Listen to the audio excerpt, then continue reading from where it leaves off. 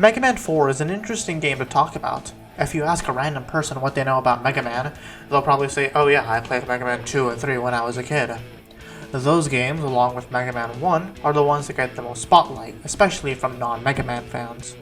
But Mega Man 4, 5, and 6 still exist, so why are they talked about less? Well, today, that's what I'd like to talk about. Before we get started though, I'd like to show you this graph showing how many of my viewers are subscribed. It looks a little skewed to one side, right? So if you scroll down and subscribe, that'd be great. Subscribing convinces YouTube to show my videos to more people, and it motivates me to make more videos. Before I start talking about Mega Man 4 itself, I've got at least two prerequisites to get through. The first would be that, unlike my Cars 1 video, I never talked about how I got into Mega Man and my history with the franchise prior to these reviews, and better late than never, I suppose. So, I started playing Mega Man in March of 2020, right when COVID hit. My uncle got me an NES Classic the year prior, so I started playing through the games on that. One of the games on that console was, shock of all shocks, Mega Man 2. I had heard of Mega Man, but I didn't know anything about him or the franchise, so I started playing and loved it. I don't think I ever beat the game, but I still loved it. Then I started watching YouTube content about it, and learned there was a lot more to Mega Man than just the classic series. I started playing some of the other games in the franchise, but my favorite was the X series. I played all the mainline games, and right now, X4 and X8 tie for my favorite Mega Man game. I also played a few more of the classic games, mainly 10 and 11. In 2024, I planned on doing a Mega Man marathon, but that didn't last. I only completed 1 through 7 in World 1. So now, with these reviews, I hope to actually complete most of the games in the Mega Man franchise. Hopefully I don't get burned out by Mega Man 8 like I did last time. The other thing I wanted to touch on before I got started properly was how I played this game. You may notice from my footage that this doesn't look like the NES original, and that's because it isn't. I'm playing the PlayStation version with an English patch developed by AfroJackX on Twitter. Back in 1999, Capcom ported the first 6 classic games to the PlayStation. Why am I playing this version? 1. I've never heard anyone talk about these ports. 2. This port is better than the Legacy Collection version, as I'll explain. The first edition was a Navi mode. When you reach certain parts of a stage, an exclamation mark will appear, and when you hit the back button, a navigator will appear, like the later X games, and give Mega Man some advice. An easy mode was also added, basically reducing the damage you take and increasing the damage enemy takes. The game also includes multiple save files, but you can still use the passwords if you so wish. The game also allows you to map sliding and auto-firing to a button, just like Mega Man 11. If you clear the game in Navi mode, you also get an extra credit scene where Mega Man goes through the stages, while extra music from the arcade games plays.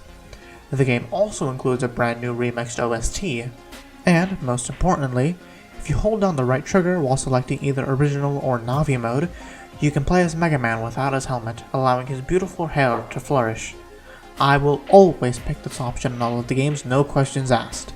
And sure, all of these additions make the game less like the original Famicom version, but I don't really care, I like the game this way. At its core, the game is still the same, but with some quality of life improvements. And if I'm ever going to come back to the original 6 games, it won't be through the Legacy Collection. It'll be the PS1 version. But now, to finally get to the actual game, Mega Man 4 begins roughly a year after Mega Man 3. A new scientist, Dr. Cossack, arrives and declares that he is the greatest scientist. He sends out 8 of his robots to destroy Mega Man, so Mega Man sets off to destroy these 8 new robot masters. Graphically, this game looks even better than Mega Man 3. By this point in the series, the developers have gotten pretty familiar with the Famicom, so they're creating probably the best art I've seen in any NES or Famicom game. Look at Pharaoh Man stage, which takes place in a desert. The sand is constantly moving, but when you go in the pyramid, the foreground and background are so detailed. Or look at Drill Man stage. The backgrounds are so much more detailed compared to even Mega Man 2. The levels are just as well designed. There isn't a single one that I don't like. Toadman stage has rain pouring down that messes with your jumps, so you've got to be even more careful than normal. Brightman stage has a 100 watt enemies that light up the stage, so if you destroy that enemy, the entire stage will become pitch black. You won't be able to see anything until another one of those enemies shows up or has the Dom Pun shoot some fireworks into the air. Ringman Stage has these light platforms that cycle on and off once you step on them. Eventually, they cycle in the opposite direction you're going, and you're over a bottomless pit, so you gotta get through this section real fast. Diveman has an underwater section, and you'd think that you need to use Rush Marine, but that dog is just far too big for these spikes. I don't know, I thought that was kinda interesting. Editing is I'm sure here, I know I said that Rush was too big for some of those spikes, but I looked through my footage and I can't find it, but I swear it happened. Speaking of Rush, he's come back in this game. All three of his variants make a return: Rush Coil, Rush Marine, and Rush Jet. Rush Marine is a lot less useful now though, as it's not required for any stage and you can only use it in 2 stages from what I remember: Diveman stage and one of Cossack stages. Rush Jet has also been nerfed. Previously you could fly in any direction and you could stop when you wanted to. Now however, you can only change Rush's vertical position. You can't turn around and you can't stop at all. If you hit a wall, Rush disappears and you fall. And Rush is a lot slower than he was previously. Speaking of Rush utilities, 2 new non-boss weapons were added. These have been in every game, but I like these ones more because you have to go exploring for them. In Pharaoh Man stage, you can fall down a pit and continue the stage, or you can jump over the pit and find an item marked B. This is the balloon item, and it functions like item 1 back in Mega Man 2. It creates platforms for Mega Man to stand on. There's also the wire found in Diveman stage. If you jump down a pit of spikes, you'll find an item marked W. With the wire, Mega Man can grab onto a ceiling and climb the wire to reach higher platforms. And now that I'm writing about it, it reminds me a lot of Spider-Man. Overall, I really like these new items. They're great for platforming, but I also really like the exploration part. It's setting the groundwork for the X games to build off, and I really like that. Oh yeah, something I forgot to mention was that Mega Man has had an upgraded Buster. Now, Mega Man can charge his Mega Buster up to 2 levels, each getting more powerful than the last. Something fun I noticed was that originally, the Mega Buster wasn't referring to Mega Man's weapon in 1 through 3, but specifically the upgrade he got in this game. However, I believe this was retconned at some point, and now this variation of the Buster is just known as the new Mega Buster, while the version from 1 through 3 is just known as the Mega Buster. However, this name is never said in-game, and for simplicity's sake, both I and everyone else will just refer to it as the Mega Buster. With all that on the stages done, let's talk about the bosses. For this game, I actually decided to fight these bosses Buster only, and didn't use their weaknesses against them. To be honest, this was pretty fun. Heck, this might be the most fun I've ever had fighting a Mega Man boss. All of these bosses are fun and engaging, requiring you to read their telegraphs, memorize their attack patterns, and dodge accordingly. You don't deal so much damage that they die in one hit, but you also don't take that much damage, and that's something previous Mega Man games have struggled with. So, props for that. Now I'd like to talk about the weapons. To be honest, I didn't really use the weapons here. I'm sure they have some unique applications, no doubt, but the Mega Buster is just so powerful that you don't really need to use any other weapon. However, these weapons are useful in their own right. Rain Flush is just a screen nuke. Flash Stopper stops time just like Time Stopper at Mega Man 2, but unlike that game, you can stop the weapon. Pharaoh Shark can be charged up, but it'll remain above your head while you charge it, so you don't have to fire it, just run into an enemy while charging it. Ring Boomerang hits an enemy, turns around and hits them again, allowing you to double dip on damage. Dive Missile homes in on enemies, allowing you to hit enemies that would be hard to hit otherwise. Well, most of the time. And Skull Barrier is a shield, kinda like Leaf Shield, but unlike Leaf Shield, the shield stays around Mega Man and doesn't move as soon as Mega Man does. Drill Bomb is just like Crash Bomb and Hard Knuckle, as you use it to get rid of destroyable walls. You can also detonate it in midair, so you don't have to wait for it to hit something. This midair explosion also has a big hitbox, so even if you missed your shot, you can still hit an enemy. With all that said, it's time for the castle stages. Cossack Citadel has 4 stages, and to be honest, these stages are a lot more forgettable than the main stages. The only thing I remember, besides the bosses, would be how I hate the ice physics of stage 1. I died a lot due to those physics. I don't remember anything about the first boss even after going through its wiki page, but I do remember the other bosses. The Square Machine has a very interesting concept. The actual arena is a box that splits into 3, and Mega Man has to get inside the box. I really like that, and it forces the player to be on their toes to be able to damage. Oh my! By the Allspark, that was fast. Did it harness Sonic's energy for a moment? Anyways, the third boss is the Cockroach Twins. The first of these two cockroaches will only traverse the ceiling and occasionally fire at you. You just gotta wait until your buster is charged while also making sure to not fall into the bed of spikes.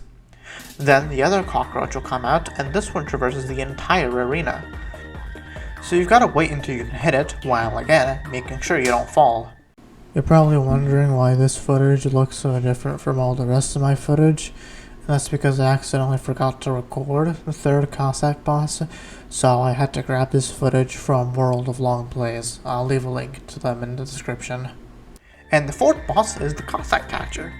This is a pretty easy final boss, and wait a minute, I just realized there was no boss rush. Was I wrong? There is a Mega Man game without a boss rush? Oh, thank Hylia, finally! So, anyways, this is a pretty easy final boss. You gotta hit Cossack while he attacks you with his claw. But after you defeat Cossack, Proto Man shows up with a little girl. This girl is Kalinka, and she's Cossack's daughter.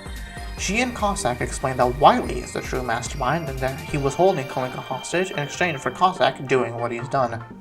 Wily shows up, claims that Proto Man betrayed him, and invites Mega Man to his fourth Wily castle. And this is the true final level. To be honest, I actually prefer this over the Doc Robot stages. If you remember, Mega Man 2 was kinda a short game, so in Mega Man 3 they made the game longer by making you go through harder versions of stages you already played. And if you saw my Mega Man 3 video, you know that while I like the stages themselves, I didn't like the Doc Robot boss fights at all. They hit like a truck and reused boss AI, and I just thought it was lazy. So yeah, I'd rather they make 2 castles for you to go through instead of making you go through levels again and having to fight bad bosses. To get to Wily's castle, again, these stages are pretty forgettable. However, I do remember the bosses. I honestly didn't like the fight against the Metal Daddy. Mega Man's slide doesn't cover enough distance to evade Metal Daddy's jumps, and every time he lands, Mega Man is rendered immobile and Mets fall from the sky. And since you can't move, and I'm already sliding, there's a good chance you're gonna get hit by the Mets. Then there's the Taiko Trash. This is another boss I don't like. Its weak spot is a tiny green spot on its body, but it's so small and very hard to hit. I actually pulled out Ring Boomerang on this one just to get it over with quickly. Then, oh wait, what's this portal?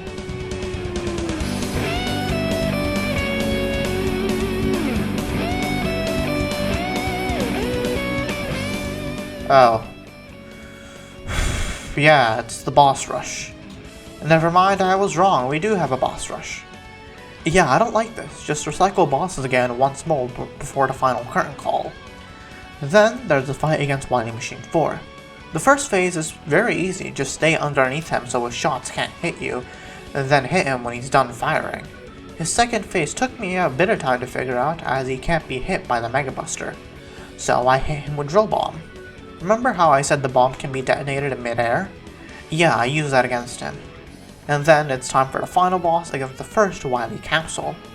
This boss is very easy, but interestingly enough, it can only be hit by 2 weapons, Pharaoh Shot and Ring Boomerang. Pharaoh Shot fully charged version kills him in 5 hits, and you just need to jump under him and hit him with Pharaoh Shot to kill him. Again, very easy. And with Wily's defeat, the Mega Man teleports out there and rides the train home. So, to tie back into what I said 2,503 words ago, how can this game be so overlooked? It sounds like a great game, doesn't it? In my opinion, yeah, it's a great game. It's the best so far, and if I ever did a marathon of the classic games, I might just skip 1 through 3 just to get to this one. But I don't think any of that mattered to the average consumer. You see, Mega Man originally released back in 1987. That's perfectly fine for the NES, but for the Famicom, that's kinda late into its life. Mega Man 2 and 3 were released in 1988 and 1989 respectively, and those games did well. But Rockman 4 was released in 1991 on the Famicom, a year after the Super Famicom released. The same can be said for the US release. Mega Man 4 released in 1992, a year after the Super NES released. And for some reason, 5 and 6 also released on the Famicom, even though a new console had been out for a few years. So most people had already moved on to the brand new console, while Mega Man refused to leave it until 1993. This is why, even though Mega Man 4 is better than its predecessors, it isn't remembered as fondly as those games. However, my opinion of the game won't be changed by that. Mega Man 4 does everything better than its predecessors, and I'll always love it. So, I thank you for watching, I ask that you leave a like and subscribe, and I'll see you next time.